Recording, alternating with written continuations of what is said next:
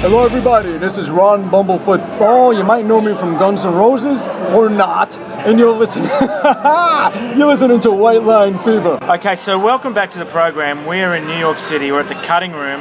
I don't know much about the history of the place, but it seems to be quite a new place, just reopened, and we're with Bumblefoot from Guns N' Roses, and tonight he's with Wildflowers, Tony Harnell, and maybe we should start by talking about that, Ron, by your other name.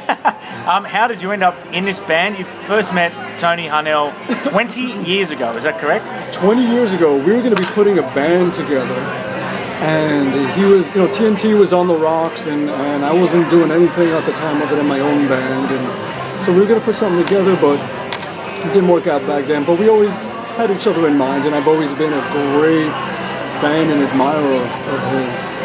He's amazing. So yeah, years later, we met up. Actually, it was at a backstage at 9 Inch Nails a few years ago, and we met again. And then more recently at NAMM, we met up there just a year ago in January of 2012, and we started talking about it. He was telling me what he's doing out here, and with this acoustic thing, I went to see it, and I loved it. It was just so good, and I was like, hey, we just started talking about working together and finally doing it 20 years later, and we're doing it, so yeah. Now the band you were going to put together 20 years ago, what would it have sounded like? Did you actually record anything, or? No, we met up, we played a lot of each other's stuff, and just played demos to each other, and just talked, and that was it, but it never got past the talking. Yeah. And how is this project going to work for you? Like, how involved can you be with your other commitments? Oh, with this? Well, when I can't be here, I have someone that's going to take over for me to do it all. So I have a replacement. Stunt double? Yeah, stunt double. I was trying to think of it, a stunt double. Yeah, I was like, that's the right word. A replacement, an understudy, stunt double, perfect. So yeah, I got a stunt double, and to take care of it when I have to be on the road and everything. But yeah, I'm writing music, he's writing lyrics, and we're recording it. And we'll put out this EP very soon. All acoustic with Cassandra Soto's on violin. She kicks ass herself. She's really good. So. And you're using Pledge Music as well. So how was that? I mean, like it was great. I mean, a great way to have support from people and offer them incentives that aren't the usual thing. Like even tonight, there's people here that pledged to be part of the sound check, and they came and hung out for that and things like that. And so it's good. And then anything beyond a certain point, which we did hit, is going toward a breast cancer organization for a fundraising group there. So now, before we go to the first song, Tony has said that well-known musicians, quote unquote, will be involved in an electric version of this band. That's the plan. Yeah. Any names? Can you drop any names? I mean, we've talked to a few people. I don't want to mention any names. We'll see what happens, because at this point we're still just thinking acoustic. We haven't moved it on to the next thing yet. But we've reached out to a lot of the local drummers and bass players and there's overseas interest from promoters. I mean, you'll be touring outside the US. Oh yeah, I mean, if we're going to do it, everything today is worldwide. It's not Yeah. Okay, we're going to go to a song. You can pick any song in the history of recorded music. It's my job to find it. Okay, but you can pick something of your own as well. What do you think? All right, how about? I think you got a lot of metal listeners out there. So, how about the song "Invisible"? Actually, welcome to the program this weekend. I'm confusing myself. We're with Bumblefoot from. Yes. Relocated. Just with two candles laid overhead. Yeah, it's very gothic. It's quite a gothic little area. This the the Cutting Room. Now, part of the reason we're doing this is because Guns N' Roses are off to Australia in March. And what are your recollections of your previous visits to Australia? Did you have any preconceptions? Like, was it anything surprise you? No, it was what I expected, and I wasn't disappointed at all. It was wonderful. Strong memories of Perth and Fremantle, and just visiting all the little shops over there, and visiting Bon Scott's grave, paying respects, and going to the wineries in the area. Wonderful time there. What else? I mean, But we've been to Brisbane and Adelaide and Sydney and what was it? Townsville. Yeah, that was a bit off the beaten one. track. Yeah. That was December 2nd, I think it was, or something like that. Yeah, it was December 2nd, I think. Yeah. And we hit that of 2010. Then we came down to Sydney. Remember, I jammed with Fozzy. Oh yeah. And then we played in Sydney at the big race and had a lot of good times over there. It's funny you mentioned Townsville because I was away at the time. I was overseas, but the local TV crew got into the show. I don't know if you remember. And they took footage and they said, "Oh, these guys are miming and all this sort of stuff." Do you remember that? There was some sort of maybe it was after you left town. Yeah. There was big drama in Townsville, which it's off the beaten track for rock. The big rock bands don't go there. Nothing is. Everything I actually sings is real. Everything I play is real. Everything I sing is real. Yeah. Trust me, we fuck up enough that you know it's real. Yeah. Now, the last you've been in the news a little bit lately because you were upset. You said you were asked by a magazine. Shit! That stupid fucking UK bullshit thing. You were asked by a magazine, what advice would you give a young musician? And you said, "Be on time," and that was interpreted as criticising your singer. You know. Well, no, it's just people are always looking.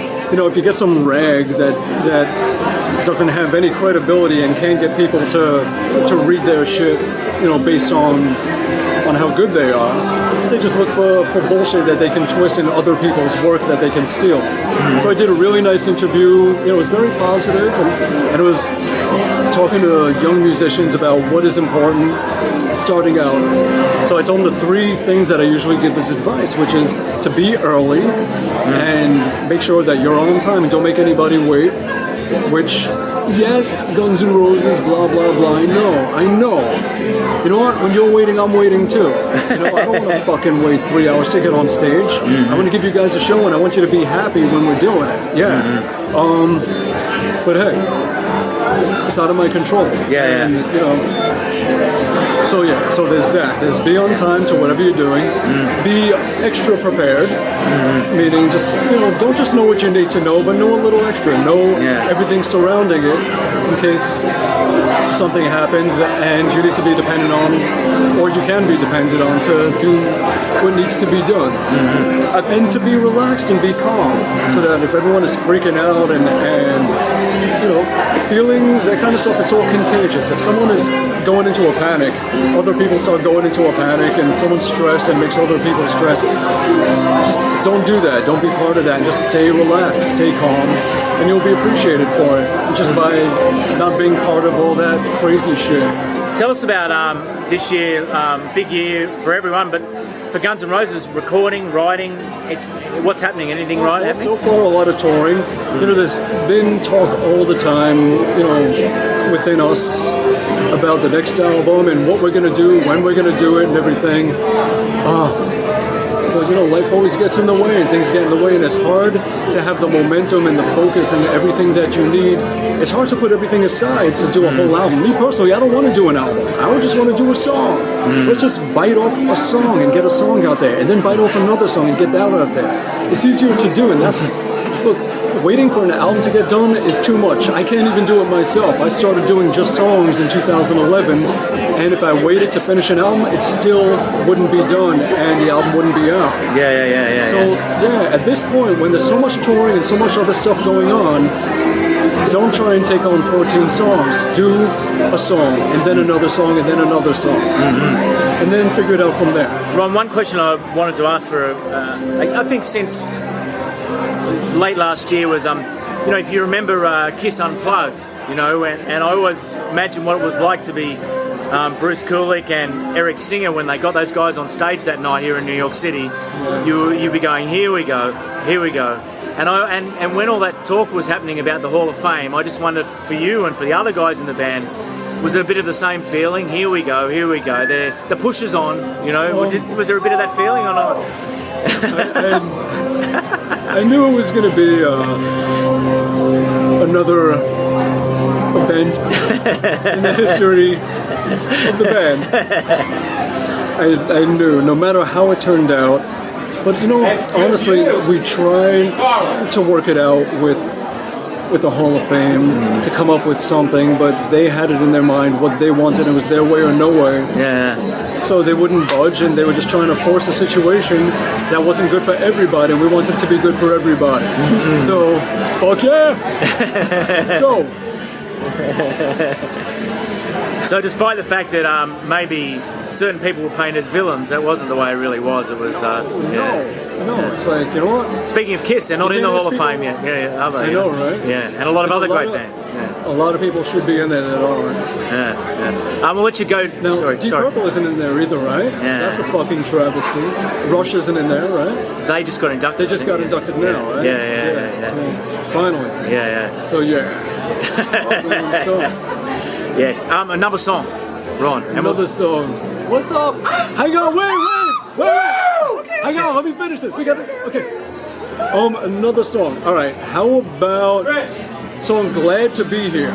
Okay, we're back and we're with Ron Bumblefoot.